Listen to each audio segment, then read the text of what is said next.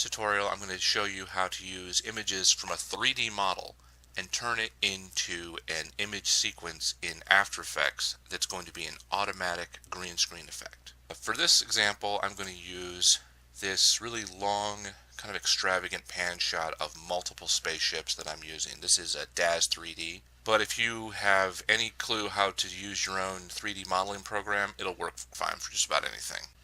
In a lot of cases, I would just use kind of a big green screen plane for a shot like this, but because pretty much every major color in the spectrum is included in this shot, I can't do that. So the first thing you need to do is find your render settings, go to General, go to Image Series, and you notice I have about 980 frames to process here, but the good news is that you don't have to wait to watch all that crap render, because that's going to take like an hour. First thing you need to do is go into your render library, go to New Folder, and this is just specifically for that image series to go, so it's all in one place. I'm going to call this Space Station 2. So now I have a place for my image series to be saved to.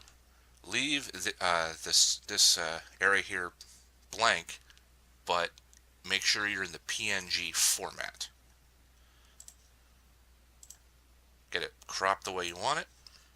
Go to Render. Make sure it's going to the place you want. And I'll go to Pan Shot. Now, even though there's 1,000 frames here, they're all going to be put in numerical order, and that's to keep themselves perfectly organized. That's why you left the actual title empty at first. Pan Shot, save.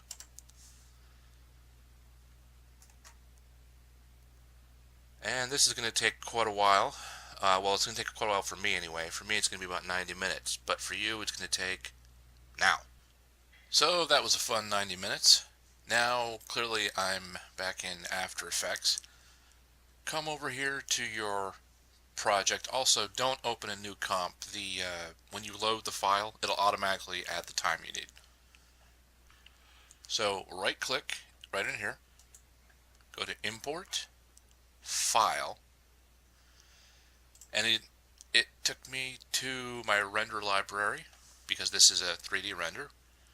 Space Station 2.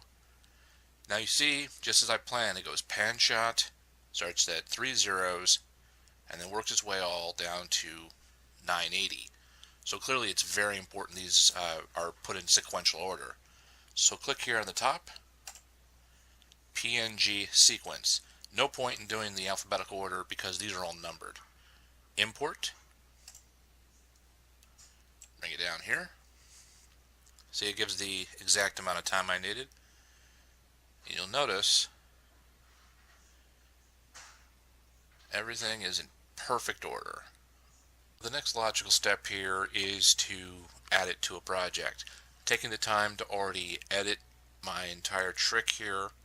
It's my Star Wars versus Star Trek. That's what this is actually building up to. And I want it to be right about there. Now, if there's any kind of information right about here, you're going to have a hard time. Just don't click like right there because it'll think you want to deal with this particular file. Click on a blank spot, right click, Import, File, Space Station, same sequence.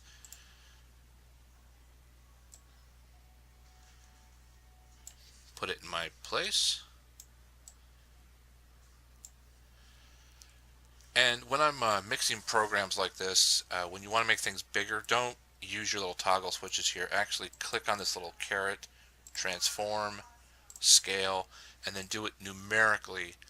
This will prevent this image here from becoming pixelated. See if I go full. Yeah, it's much better. And as you can see, there's no distortions, even though I've got a full array of colors here. Now let's see what it looks like after I'm done editing. So the primary intro goes in. Obviously I have to add sound effects to it, everything. And I'm skipping this because if you want to see this, wait for my next video. But in the end, you come up with a very nice, very clean looking program. And that's how you do this. If you want to help me out, please subscribe. If you think I screwed up, feel free to comment.